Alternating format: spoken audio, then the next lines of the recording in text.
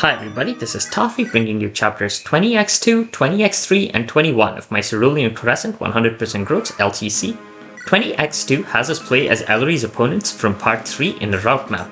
The gimmick of this map is that if any of our units talk to a red civilian, the civilian will turn green and escape the map, and our unit who talked to the civilian will get an action refresh after they complete their current turn. That, combined with all the ley lines, will lead us to one hell of a clear. The passive enemies on this map are a bunch of rogues carrying loot, so they're the units we must kill on player phase. It's a reasonably large map as well, so we need to cover a lot of ground in the clear. There are 2 civilians and 2 ley lines near the starting area, so unavoidably one of our units must stay behind. This is acceptable since we do need to route the map, and Heavy Bread will be the unit filling the role, since this job only needs access to one range. Curate has excellent 1-2 range combat, especially factoring in his skill set. Rosetta also has good 1-2 range combat, while Speedball is the most mobile unit in our army.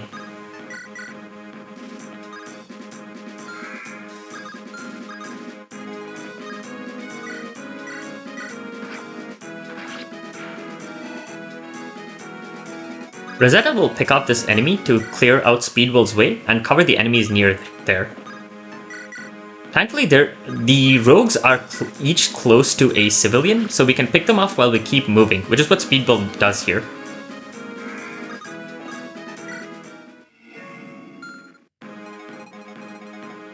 Curate needs to be boosted a square to cover one out-of-the-way enemy, and Heavy Bread will give him a shove to reach that spot.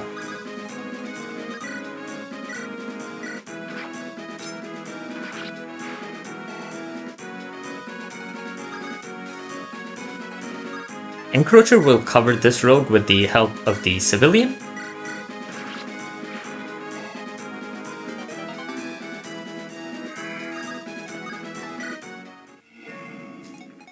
Before she and Speedball will both converge on this central part of the map, with the rogue and the final civilian. Speedball will take the hand axe from Encroacher, get an action refresh, and go off to cover the right side of the map. Yup, this clear is gonna be a 1-turn.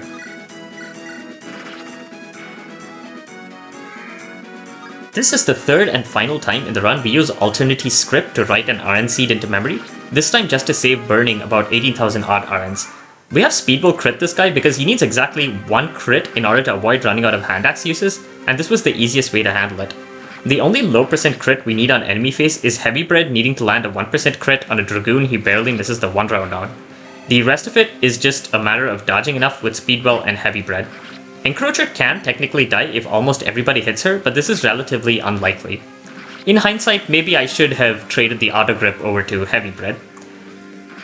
I'll let the enemy face play out. That'll be chapter 20x-2 in 1 turn.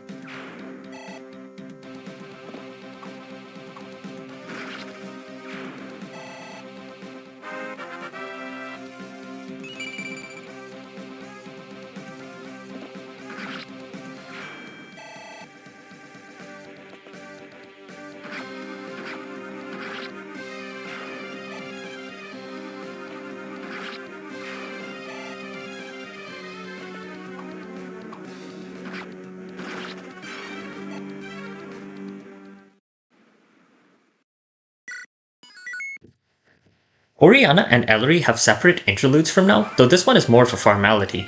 This interlude has the last 2 quests that we can accept in the run. If we had abstained from looting Yalanzar in chapter 17, we could get a free elixir and a second sanctuary on this map, but we don't really need them.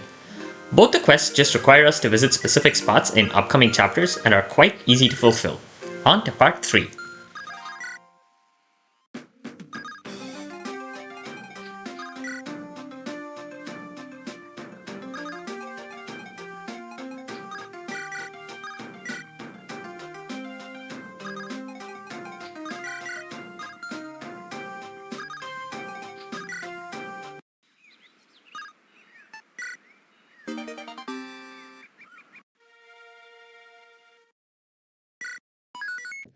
Chapter 21 is the start of Oriana route. Our first objective is fairly straightforward. We want to escort a boom wagon to seize a specific point on the opposite end of the map. You can see the list of Oriana route units in the unit picker. Everybody else stayed with Ellery. Oriana's maps are not that complex from an LTC standpoint, but we do have an important ongoing side objective, training Vermilion. We need Vermilion to grow 2 levels within his next 3 maps, which will end up requiring we feed him 5 kills. Up top, we're joined by our third and final chicken, Empress. Empress is built like a dodgy glass cannon and is actually a very mobile unit thanks to her skill After Image. It lets her create phantoms with 4 of her move that can take 1 action, which can just be shoving her, who refresh her after disappearing. Her move does decay as she keeps doing this, but given the pace we're going at, the ability to move 20 squares in a turn while flying is pretty good. While Vermilion is the one with the level condition for the chicken guidon, Empress will be the unit who actually does the heavy lifting on that map. She can use the same monster weapons John the 16th can. We will also be feeding kills to Joyful Joe wherever we can, owing to the lack of other real EXP targets other than Dune. Empress is rather high leveled and so won't grow much. Here, she visits the waterfall in order to get us a Destaba for Dune to use to kill the Draco zombie boss. You'll notice some enemies have blue squares on them. Those enemies are elite ones with special skills, but we will just fly past them. The one we have to care about is the one on the tree next to the boss, preventing damage to nearby allies as long as the tree is alive. So we need to first kill that tree and then the boss. Thankfully, Dune can just double time over and use the Seahawk flag to pull this off. We make sure to leave space in Dune's inventory for a reason you'll see shortly.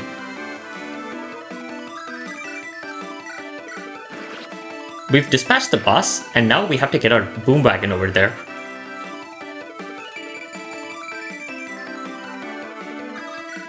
Our vehicle for this task will be Mince, who with his auto levels has 24 magic plus 14 more from the Zon for a massive 19 swarp range. We made sure to get him the infantry march effect, and Lilac will follow up by having Lilac 2 swarp him across the cliff. Mince needs to kill this one enemy in his way. Before Plucker's Gift Oriana can reach and refresh him. We do have to boost her a square though, and this is a rare occasion where swap is better than shove.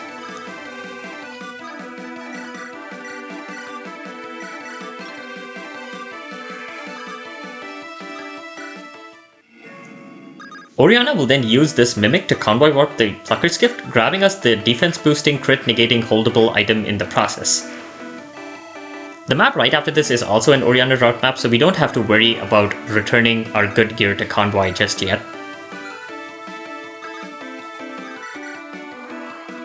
We will reposition the boom wagon forward, and Tazzle will pull out the Plucker's Gift from the convoy to give it to the boom wagon.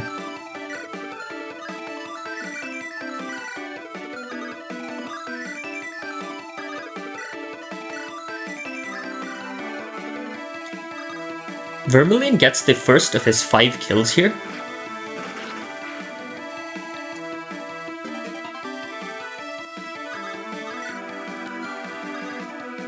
Mince will then swarp the boom wagon the full 19 tiles of his range, putting it exactly 8 squares from the seize point, which is why we wanted to give it the Plucker's Gift. The wagon will trade away the Plucker's Gift to the spare slot in Dune's inventory, so we can complete chapter 21 in 1 turn.